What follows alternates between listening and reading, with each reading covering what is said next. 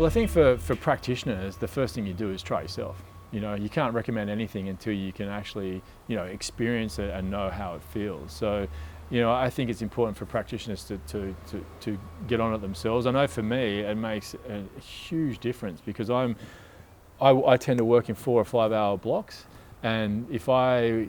was to eat anything, even fruit, before a shift, then I find my blood sugar's up and down, and mid-shift I'm looking for something that I need to eat, or I'm feeling like hunger starts to pervade my consciousness instead of the focus of the person that I'm with.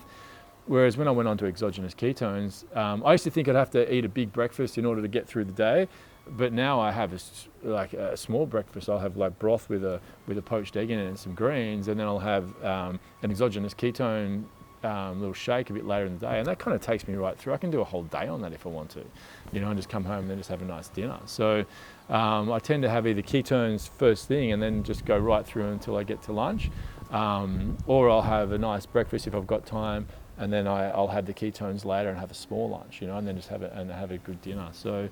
for me, it just means consistent energy, no blood sugar up and down, and you know, I'm really healthy, but I can feel my